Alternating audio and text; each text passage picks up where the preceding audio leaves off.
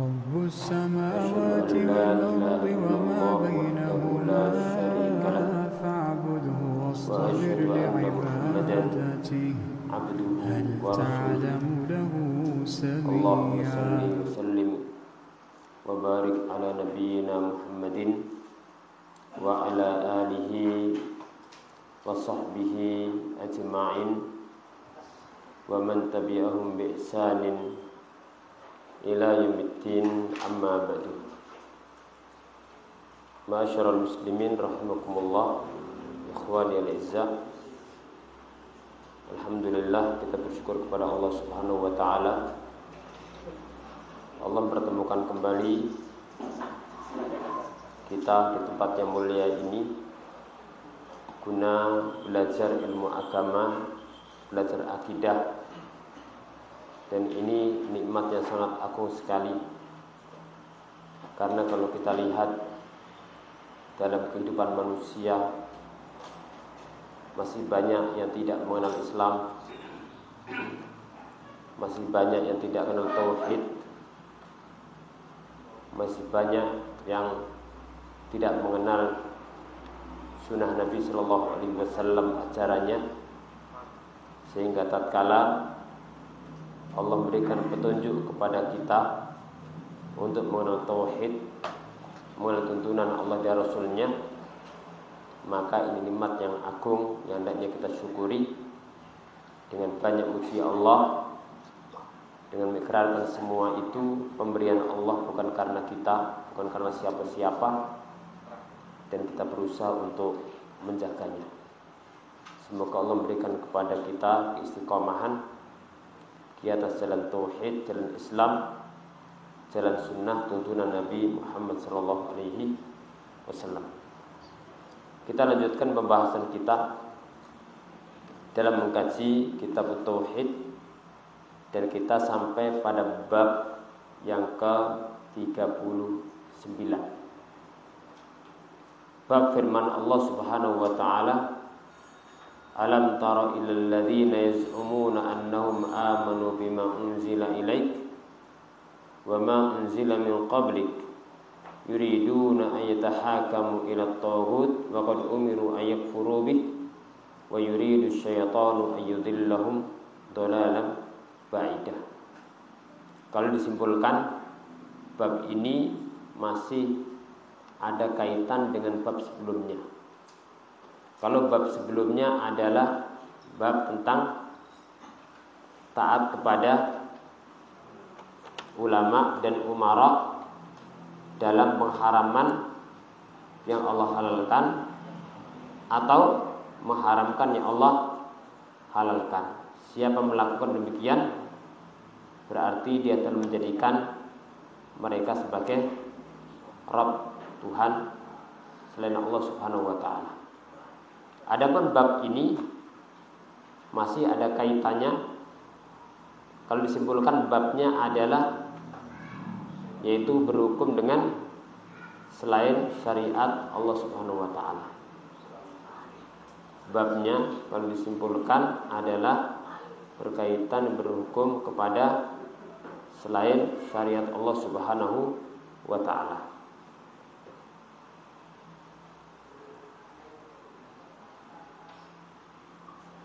Ada suatu masalah, ada problem, dia tidak mencari solusinya kepada syariat Allah, tapi kepada selainnya, baik dalam masalah akidah, dalam masalah ibadah, dalam masalah muamalah, dan yang lain sebagainya. Maka ini perlu dibahas agar kita istiqomah di atas syariat Allah Subhanahu wa taala. Dibaca, Pak Zakaria, dibaca. Bab firman Allah. Firman Allah Subhanahu wa taala, Alam tara ilal ladzina yaz'umun annahum amanu bima unzila ilaika wa ma unzila min qablika yuriduna an yatahakamu ila at-taghut wa qad umiru an yakfuru bihi wa yuridu asy-syaitanu an yudillahum dhalalan ba'ida. وإذا قيل لهم تعالوا إلى ما أنزل الله وإلى الرسول رأيت المنافقين يصدون عنك صدودا فكيف إذا أصابتهم مصيبة بما قدمت أيديهم ثم جاءوك يحلفون بالله أن أردنا إلى إن أردنا إلا إحسانا وتوفيقا. Apakah kamu tidak memperhatikan orang-orang yang mengaku dirinya telah beriman kepada apa yang diturunkan kepadamu dan kepada apa yang diturunkan sebelum kamu? Mereka hendak berhakim kepada tauhid, padahal mereka telah diperintah mengingkari tauhid itu. Dan setan bermaksud menyesatkan mereka dengan penyesatan yang sejauh-jauhnya. Apabila dikatakan kepada mereka, marilah kamu tunduk kepada hukum yang Allah telah turunkan dan kepada hukum Rasul, niscaya kamu lihat orang-orang munafik menghalangi manusia dengan sekuat-kuatnya dari mendekati kamu. Maka bagaimanakah halnya apabila mereka orang-orang munafik ditimpa sesuatu musibah disebabkan perbuatan tangan mereka sendiri, kemudian mereka datang kepadamu sambil bersumpah demi Allah, kami sekali-kali tidak mendaki selain penyelesaian yang baik dan pedangan yang sempurna. Baik. Bab ini diambil dari ayat. Jadi ayat ini sebagaimana jadikan bab oleh al-muallif sekaligus dijadikan sebagai dalil. Membahas apa bab ini? Pembahasan ini berhukum kepada selain Allah Subhanahu wa taala, atau selain syariat Allah Subhanahu wa taala. Jadi di sini al-muallif ingin menjelaskan kepada kita bahwa berhukum dengan selain syariat Allah itu bertentangan dengan tauhid. Berhukum dengan selain syariat Allah Subhanahu wa taala itu bertentangan dengan tauhid. Karena tauhid itu mengharuskan kita mengembalikan segala permasalahan kepada syariat Allah, baik dalam masalah akidah, ibadah, muamalah apapun. Dan di sini juga memberikan pelajaran kepada kita, Islam tatkala mengajak berhukum dengan hukum Allah, berhukum dengan syariatnya, itu tidak hanya dalam masalah hudud, kisos, tapi dalam seluruh masalah. Yang paling tinggi adalah dalam masalah akidah, masalah tauhid, sampai masalah yang terkecil, sampai pembahasan menyingkirkan gangguan yang ada di jalanan. Semua itu adalah hukum Allah Subhanahu wa ta'ala. Nah, keluar dari hukum Allah itu tidak lepas daripada tiga keadaan. Keluar dari hukum Allah itu tidak lepas dari tiga keadaan. Yang pertama, seorang berhukum dengan selain syariat Allah karena dia ridho dengan selain syariatnya, karena dia senang dengan selain syariat Allah, maka ini masuk dalam syirik besar. Seorang berhukum dengan selain syariat Allah karena dia senang, ridho dengan hal tersebut. Ini yang pertama. Yang kedua, seorang yang berhukum dengan selain syariat Allah karena dia ingin dunia, karena mengikuti hawa nafsu,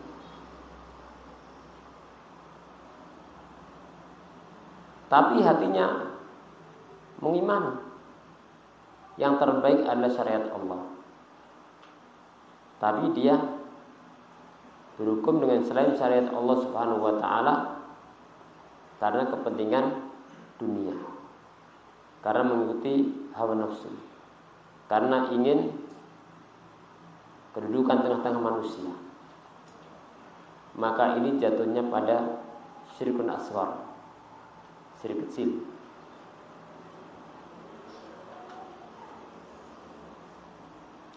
Bahaya, tapi tidak sampai keluar dari Islam. Adapun yang ketiga, seorang berhukum dengan selain syariat Allah karena terpaksa, bukan karena ridho, bukan karena senang. Jadi seorang berhukum dengan selain syariat Allah bukan karena ridho, bukan karena senang, tapi karena terpaksa. Seperti haknya dirampas, dia tidak bisa mengambil haknya kecuali melalui jalur selain syariat Allah Subhanahu wa taala. Maka jika demikian keadaannya, maka ma'dzur, diberikan uzur. Jadi tidak sama hukumnya antara satu orang dengan orang yang lainnya. Pada ayat yang pertama ini Allah berfirman, dalil yang pertama, alam tara ilal ladzina yaz'umun. Tahukah engkau Muhammad orang-orang yang mereka mengaku. Jadi bukan iman beneran, tapi apa? Mengaku, mendakwa. Annahum amanu bima unzila ilaik wa ma unzila min qablik. Mereka mengaku bahwa mereka beriman pada apa yang diturunkan kepadamu.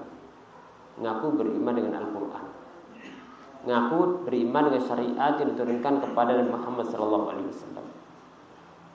dan beriman dengan apa yang diturunkan kepada nabi-nabi sebelummu. Jadi ayat ini berkaitan dengan orang-orang munafik, berkaitan orang-orang munafik, karena mereka sebenarnya tidak iman, tapi mereka mendakwa beriman. Dan nifak itu memang artinya adalah izhar al-Islam wa ibtal kufri, menampakkan keislaman, menyembunyikan kekufuran. Sehingga kalau kita kembali kepada awal surat Al-Baqarah, manusia berkaitan dengan keimanan itu ada 3 macam manusia. Ada 3 macam manusia, 3 golongan. Orang yang zahirnya iman, batinnya juga beriman. Zahirnya beriman, batinnya beriman. Ini orang-orang yang beriman yang Allah sifatkan dalam surat Al-Baqarah di bagian awal. Yang kedua adalah orang yang zahir dan batinnya ingkar, tidak beriman. Zahir dan batinnya ingkar, tidak beriman. Mereka adalah orang-orang kafir. Orang kafir. Jadi kelihatan zahirnya menggambarkan batinnya. Adapun yang ketiga, ini paling berat, yaitu orang-orang yang batinnya itu kufur, tapi dia menampakkan Islam, mendakwa dirinya Islam. Ini adalah orang-orang munafik. Ini yang paling parah. Sehingga Allah berfirman, innal munafiqina fid darkil asfali minan nar.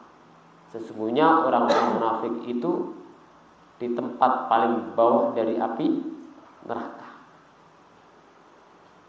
Seakan-akan dia Islam, ternyata menyembunyikan kekufuran. Sehingga kalau ada kesempatan untuk memojokkan Islam, ahli Islam, mereka akan memojokkan Islam dan ahli Islam. Kalau orang kafir kemudian memojokkan kaum muslimin, maka dia bersama barisan orang-orang kafir. Makanya munafik itu, orang-orang munafik itu muncul biasanya di saat kaum muslimin kuat.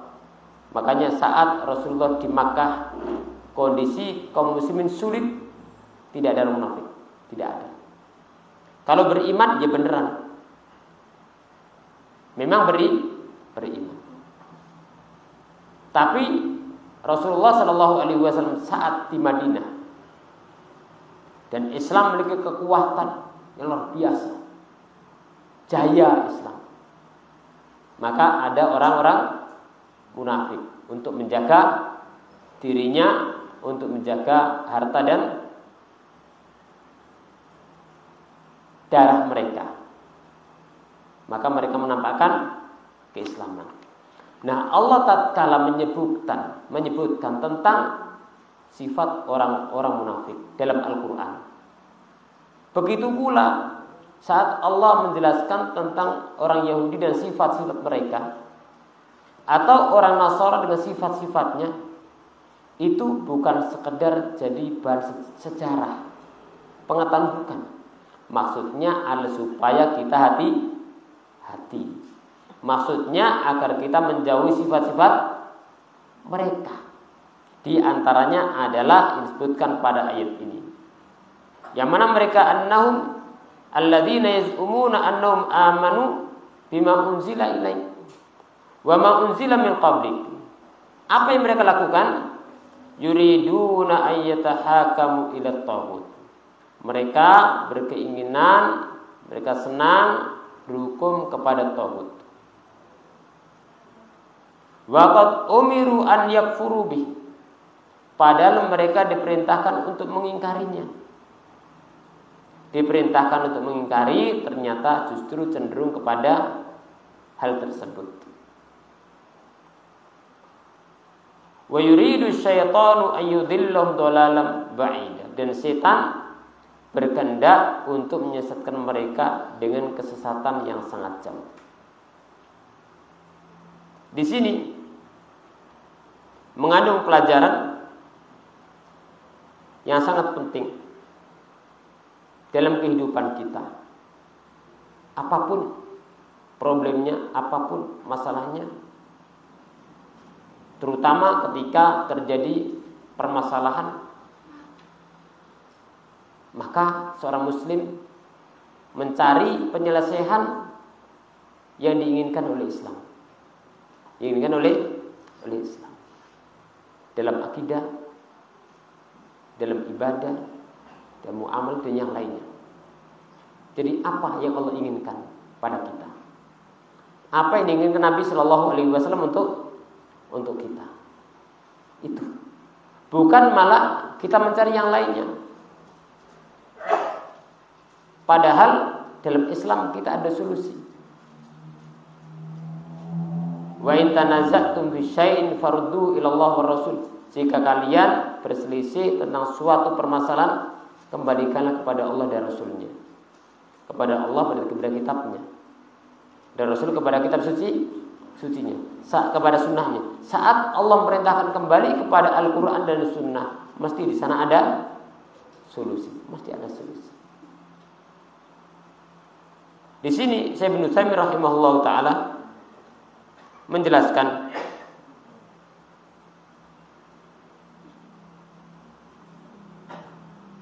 anna haula'il ladzina yaz'umuna al-iman kanu munafiqin. Bahwa orang-orang yang mengaku beriman, mereka itu adalah orang-orang munafik.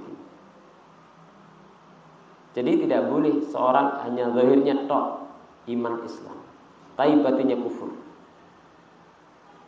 Kemudian ana hadza la yastur illa min munafiqin. Li'annal mu'mina haqqan labudda an yanqada biduni sududin. Tentang sifat-sifat disebutkan dalam ayat tadi, senang berhukum kepada tauhid, kemudian diajak kepada syariat Allah, tidak mau, bahkan menghalangi manusia. Kata Ibnu Utsaimin, ini tidak mungkin kecuali muncul dari orang munafik. Karena seorang mukmin sebenarnya pasti tunduk, tidak belok dari syariat Allah, apalagi menghalangi manusia dari syariat Allah Subhanahu wa ta'ala.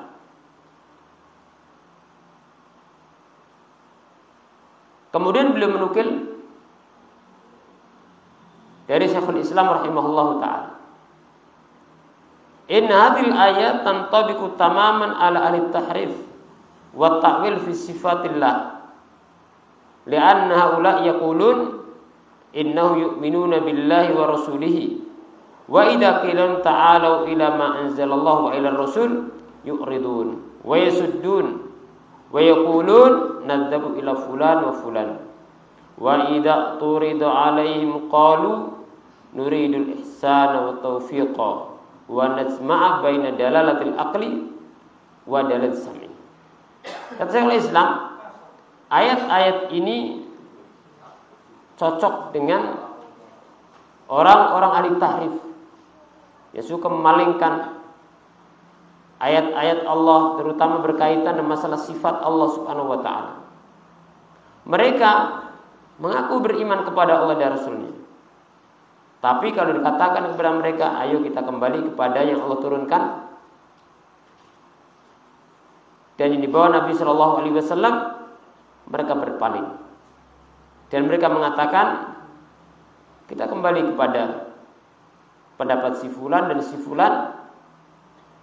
Kalau diingkari, mereka mengatakan kita ingin kebaikan, kita ingin menggabungkan antara dalil akal dan dalil syariat. Jadi ini salah satu contoh dalam pembahasan akidah. Jadi jangan sampai kita berhukum pada selain syariat Allah Subhanahu wa ta'ala dalam masalah akidah, dalam masalah tauhid, masalah keimanan. Jangan kembali kepada manusia untuk dijadikan sebagai barometer suatu keyakinan. Tapi barometer keyakinan yang benar adalah kembali kepada Al-Quran dan Sunnah Nabi Sallallahu Alaihi Wasallam. Begitu pula dalam masalah ibadah. Dalam masalah ibadah, kembali kepada Allah dan Rasulnya. Dan itu diwasiatkan oleh para imam. Idza sahal hadis fa madzabi, jika ada hadis sahih maka itu pendapat saya. Kalau ada dalil yang jelas, maka kita berpatokan kepada dalil Al-Quran dan Sunnah. Dan manusia, seorang muslim harus kembali kepada kitab sucinya, kepada sunnah nabinya. Adapun ucapan manusia diukur dengan qala Allah wa qala Rasul sallallahu alaihi wasallam, yang maksum Nabi sallallahu alaihi wasallam.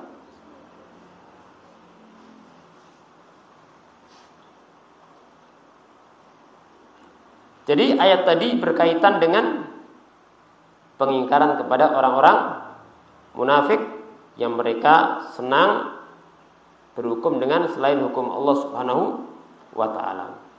Dan itu kekufuran dan kemunafikan apabila dia melakukan itu karena dasar ridho dan senang. Kalau kita kembali kepada 3 bagian tadi, berarti masuk yang mana? Yang pertama. Itu yang paling bahaya. Itu menafikan iman. Dan yang kedua. Wa idza qila lahum la tufsidu fil ardi qalu innama nahnu muslihun. Dan bila dikatakan kepada mereka, janganlah kamu membuat kerusakan di muka bumi, mereka menjawab, sesungguhnya kami orang-orang yang mengatakan perbaikan. Dalil yang kedua, Allah berfirman, wa idza qila lahum la tufsidu fil ardi qalu innama nahnu muslihun. Apabila dikatakan kepada mereka, jangan kalian membuat kerusakan di muka bumi. Jangan membuat kerusakan di muka bumi. Mereka menjawab apa? sesungguhnya kami hanyalah orang-orang yang mengadakan perbaikan. Kerusakan di sini ada dua makna. Kerusakan ini ada dua makna. Yang pertama adalah kerusakan yang tampak, hissi, materi, artinya kelihatan, berupa perbuatan yang mengadakan perusakan, merusak bangunan, merusak fasilitas umum, merusak lingkungan. Itu termasuk perbuatan yang merusak, dan itu dilarang. Membuat kerusakan suatu yang dilarang. Makna yang kedua adalah ifsadun maknawi, kerusakan sifatnya maknawi, berupa apa? Kekufuran. Kekufuran itu berbuat kerusakan di muka bumi. Kemunafikan, perbuatan nifak itu membuat kerusakan di muka bumi. Membuat tuntunan baru dalam agama yang tidak ada usul-usul dalam agama, itu termasuk membuat kerusakan di muka bumi. Perbuatan maksiat, baik maksiat hati, maksiat berupa ucapan lisan, maksiat berupa perbuatan badan, semua itu termasuk perbuatan kerusakan, ifsad. Dan ifsad maknawi itu jauh lebih bahaya daripada ifsad hissi yang pertama tadi. Ketika dikatakan kepada mereka, jangankan buat kerusakan muka bumi, mereka bukan berhenti dari berkerusakan, bukan berhenti dari kekufuran, bukan berhenti dari kemunafikan, bukan berhenti dari hal-hal yang baru dalam agama, bukan berhenti dari kemaksiatan. Bahkan mereka mengatakan innama nahnu muslihun, sesungguhnya kami mengadakan perbaikan. Ini bahaya. Orang berbuat kemaksiatan, berbuat pelanggaran, lalu dia berkeyakinan itu baik atau mendakwa itu baik, ini bahaya. Ini sulit orang untuk tobat. Dan itu termasuk bagian daripada tipu daya iblis. Bagaimana perbuatan-perbuatan rusak itu dia dihiasi oleh iblis supaya apa? Yang buruk tampak baik. Itu inqilabul mawazin, timbang terbalik. Tauhid dikatakan syirik, syirik dikatakan tauhid.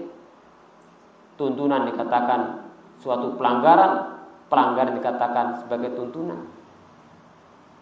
Ketaatan dianggap itu aneh, suatu yang maksiat dianggap itu suatu yang dibanggakan.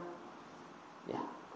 Kalau membuat kerusakan, lalu bangga, diingkari, dinasihati, didakwai, bacakan ayat dari hadis kebal, ini bahaya. Makanya yang disebutkan dalam ayat ini termasuk sifat-sifat orang-orang munafikin. Wa idza qila lahum la tufsidu fil ardi qalu innama nahnu muslihun. Sesungguhnya kami hanya mengadakan apa? Perbaikan. Lalu apa ayat lanjutannya? Ala innahum mufsiduna walakin la yashurun. Ketahuilah mereka adalah orang-orang berbuat kerusakan, tapi mereka tidak menyadari. Jadi ifsad itu ada dua. Satu ifsad hissi, yang kedua ifsad maknawi. Termasuk perbuatan maksiat, termasuk berhukum kepada selain syariat Allah Subhanahu wa taala, itu bagian daripada al-ifsad al-maknawi. Karena bentuknya adalah maksiat, pelanggaran kepada Allah Subhanahu wa ta'ala. Ala innahum innama nahnu muslihun.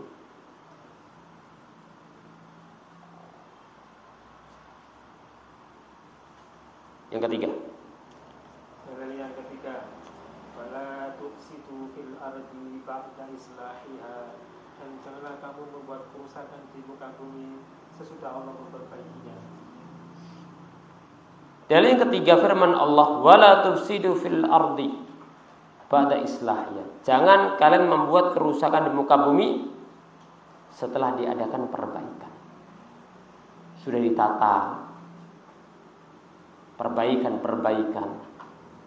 dirusak lagi. Dakwah Islam sudah didakwahkan, manusia ngerti tauhid, dirusak. Manusia ngerti ibadahnya benar, ada yang rusak.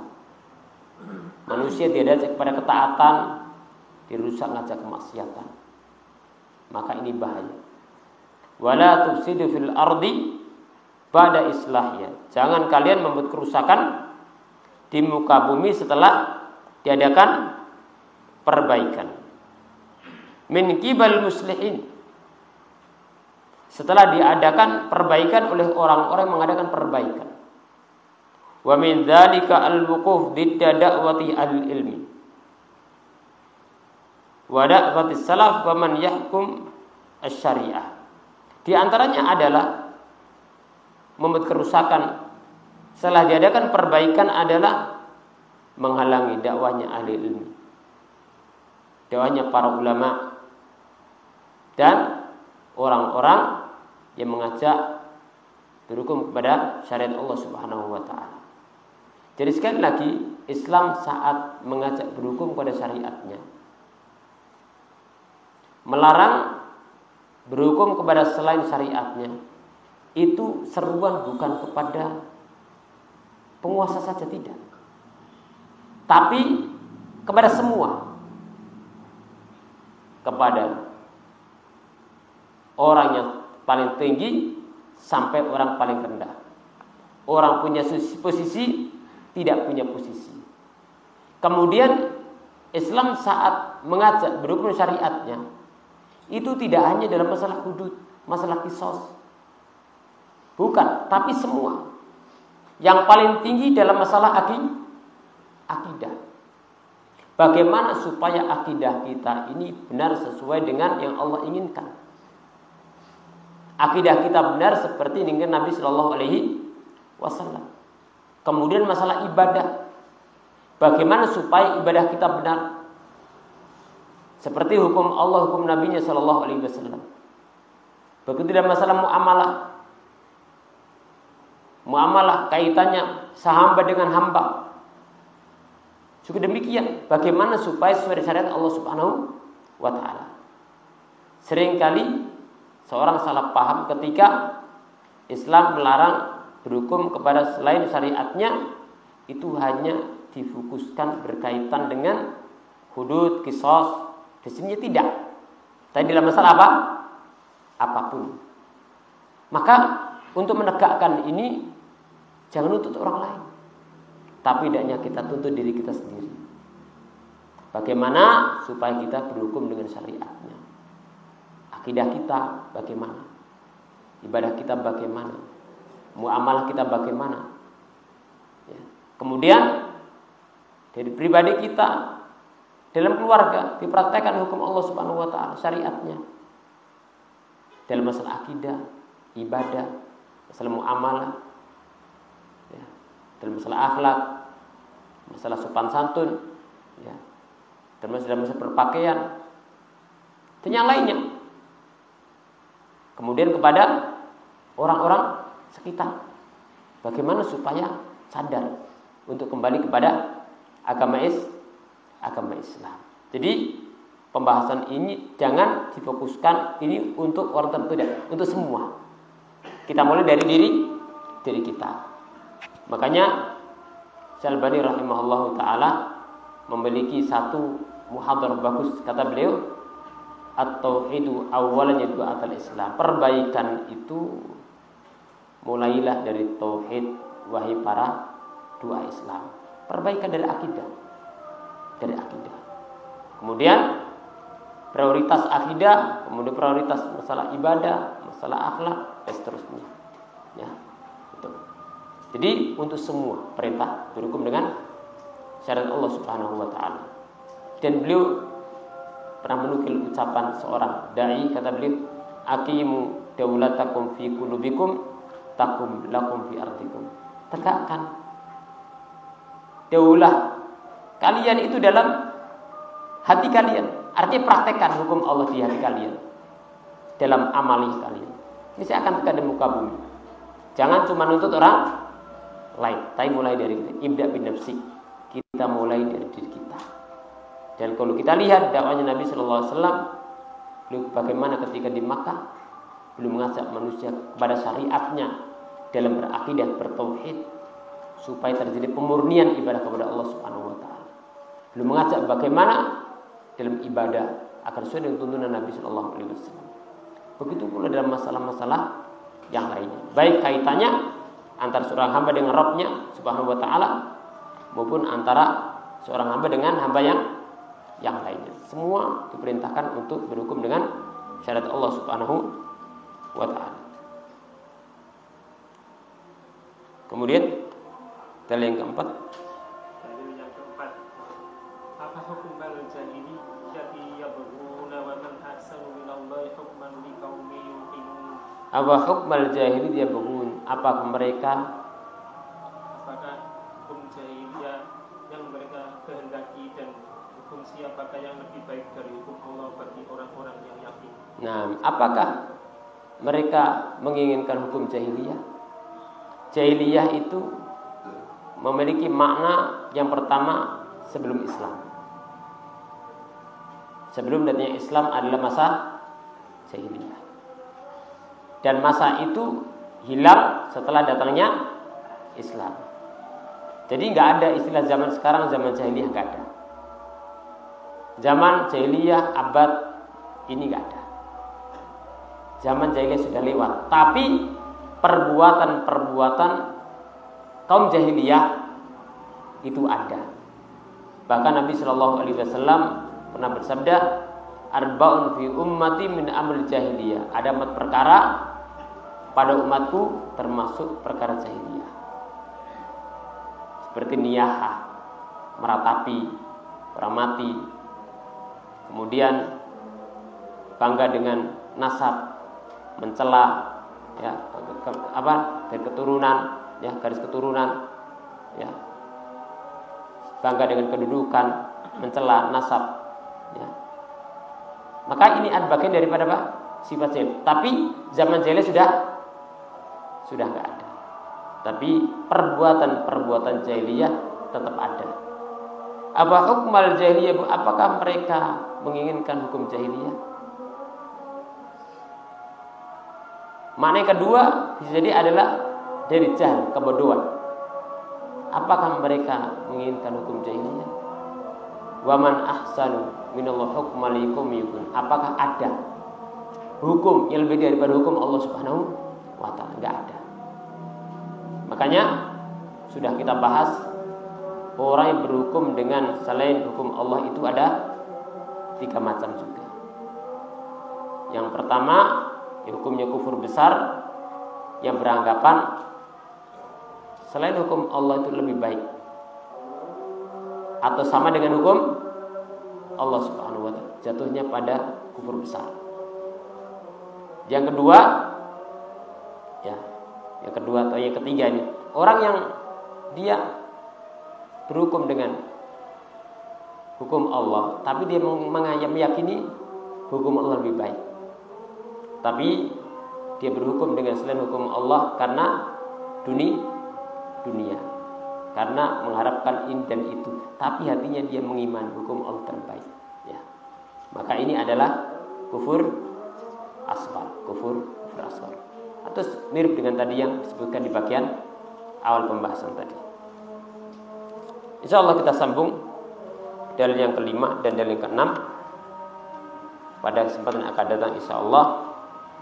Dan mu'alif akan menyebutkan sebab turunnya ayat yang pertama di akhir daripada pembahasan. Mudah-mudahan dalam kesempatan yang mulia ini, yang kita bahas kesempatan yang mulia ini bermanfaat Kalau lebih mohon maaf, aku qouli hadza. Assalamualaikum warahmatullahi wabarakatuh.